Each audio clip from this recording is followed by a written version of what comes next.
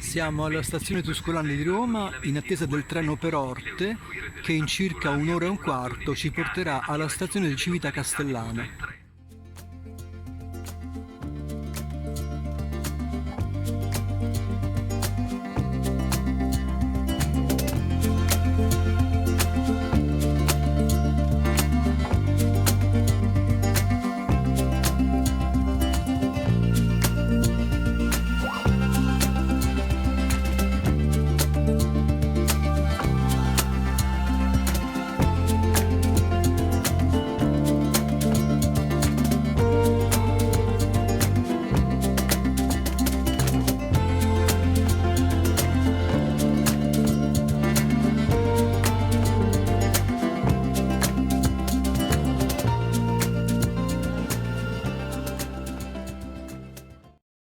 Siamo alla stazione di Civita Castellana Magliano Sabina, da qui raggiungeremo il sito di Faleri Novi che dista circa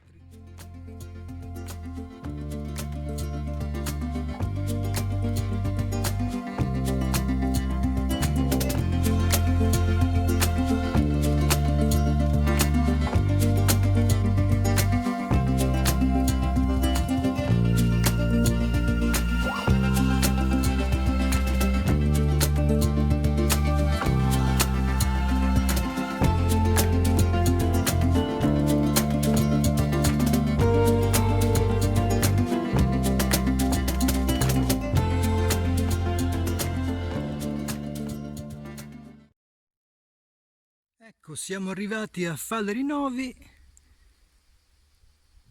e questa è la porta d'ingresso, detta anche porta di Giove, perché c'è un emblema di Giove nell'arcata che la sovrasta, anche se è una copia. Vedete le mura. Tengo a precisare che le mura non sono ciclopiche, ma sono state costruite dai Romani tra il III e il II secolo a.C. Originariamente le mura si stendevano per 2,5 km e comunque sono belle mura, in tufo rosso, sono alte circa 15 metri.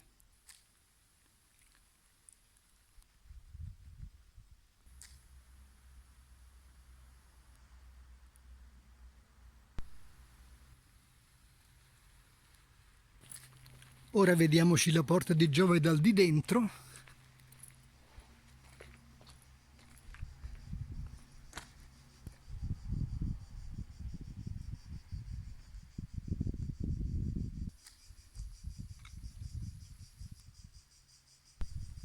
Nell'area cinta dalle mura c'è la chiesa di Santa Maria in Falleri. È una chiesa del XII secolo. È una chiesa in stile cistercense.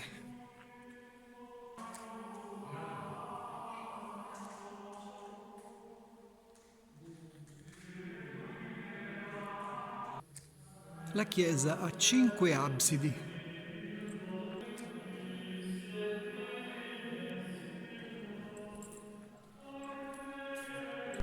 Ogni anno, durante il solstizio d'estate, si verifica uno strano fenomeno. I raggi del sole, entrando da una monofora dell'abside centrale, disegnano sulle pareti una colomba. Questa è la parte posteriore della chiesa e qui vediamo meglio le 5 absidi. Questi dovrebbero essere i resti del teatro di età augustea.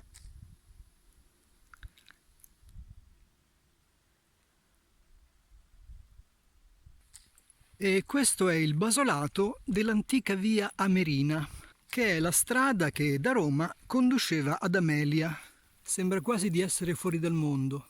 È domenica mattina e non c'è nessuno. La storia di Faleri Novi è strettamente intrecciata con quella di Faleri Veteres, ossia l'attuale Civita Castellana. Faleri Veteres era sotto il dominio dei Falisci, che erano alleati degli Etruschi e nemici dei Romani. Nel 241 a.C. i Romani sconfissero i Falisci e decisero di deportare gli abitanti di Faleri Veteres. E quindi costruirono qui Faleri Novi e li deportarono qui. anche perché Falery Novi era in pianura e quindi più facilmente assediabile e conquistabile in caso di rivolta, mentre invece Falery Veteres era situata su uno sperone roccioso e quindi era più difficile da assediare. Nel Medioevo, dopo la caduta dell'Impero Romano, gli abitanti di Falery Novi subivano continue incursioni barbariche, finché decisero di lasciare la città e di tornare a stabilirsi a Falery Veteres, la città dei loro padri. E questo avveniva gradualmente fra l'VIII e il X secolo d.C.